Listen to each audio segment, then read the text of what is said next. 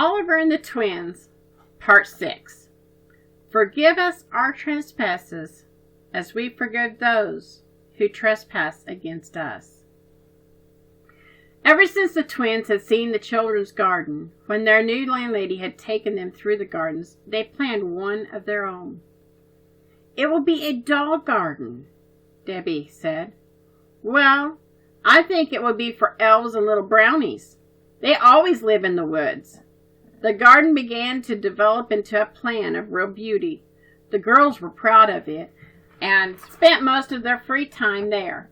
Oliver made them a tiny gate with a wheelbarrow, exactly the right size for the garden. It came one entire week when it rained each day. The girls grew restless. When Oliver learned that the landlady was to be away one whole day, he was worried. Would the twins get into mischief, he wondered. As he left for work, Oliver said, "I do not want you in my room today. Not for anything. Understand? Not for anything." "But why, Oliver?" Babs wanted to know. "It would be so nice to think you would obey me without knowing all the reasons for my orders," Oliver said. "But I'll tell you. I have been painting in the morning before I go to work. Because of the rain, the sketch is getting wet this morning. I have stood it on my dresser to dry, and I don't want anything to happen to it. I have an order for it at a good price." The twins amused themselves for a while by playing in their tiny room and the hall outside, but knowing there was no one to stop them, they began running all over the cottage. Up and down the stairs they went, in and out of the rooms, chasing each other. Babs forgot what Oliver had said about his room, and she opened the door and dashed in there. Debbie followed. They jumped over the chair bed. Babs grabbed a pillow and threw it at Debbie. It landed on the dresser where Oliver's sketch stood. "Oh, look, Debbie, the sun has come out," Babs yelled as she opened the window to look out. Neither girl noticed Oliver's sketch, which slid slowly down and blew out the window. Out to their little garden they ran. The earth was nice and soft after the rain, so they pulled weeds until they were tired. "These nasty things try to choke out our flowers," they said. They did not notice the fat, round faces peering out at them as they worked. "Let's get back to the house and clean off some of this mud," Babs said, "before the landlady gets back." Close to the house, they discovered Oliver's sketch, all wet and muddy. They looked at each other, realizing what they had done. "We forgot to close the window," Debbie said in a scared voice. Babs picked up the sketch and tried to wipe it on her dress. Of course, the paint smeared, both on the sketch and on her dress. "Now what are we going to do?" Debbie wailed. "Let's take it to the fire and dry it off." Before long, the sketch had a scorched spot in one corner. Debbie began to cry. "We're always doing something wrong." "Let's not tell Oliver anything about it," Babs suggested. "It's your fault, Babs," Debbie accused. "You were the one to open Oliver's door and go into the room first, and you opened the window." "Well, you went in too. You're just as bad. Come on. Let's hide it behind the bushes outside and let him find it himself." When Oliver came home, the girls lied to him, just as they had planned. "I cannot trust you," Oliver said. "You promised you would not go into my room, and you did. Now I wonder if you are telling me the truth. You don't look as though you are." "Perhaps," said Debbie timidly. "The sketch blew out the window. It was open when we were in there. And I know I left the window closed so that my sketch would have a chance to dry. You opened it, didn't you? And the sketch blew out." The girls cried softly as Oliver went outside and came in with what was left of his sketch. Oliver's heart was heavy. How he longed for his mother again. She would know how to handle a thing like this. He was disappointed about the picture, for he was sure he could have sold it.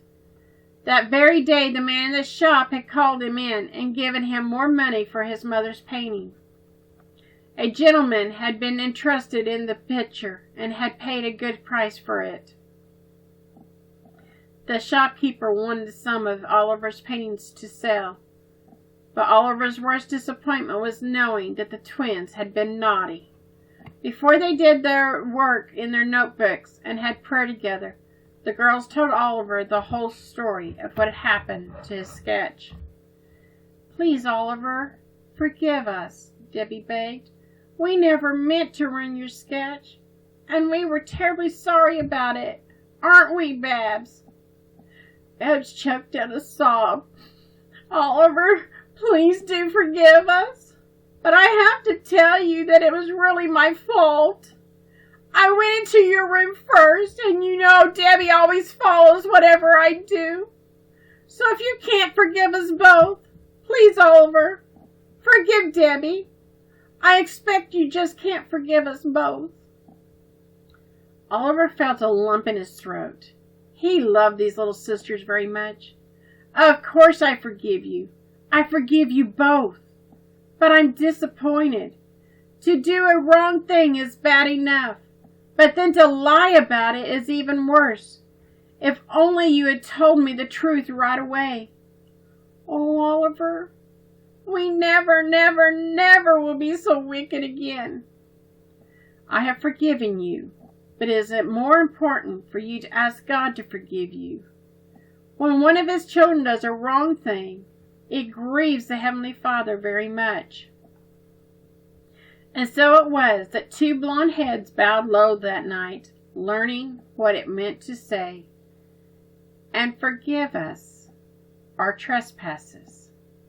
The Heavenly Father, who is always ready and willing to forgive, that night forgave two little girls who belonged to him, and peace returned to their hearts.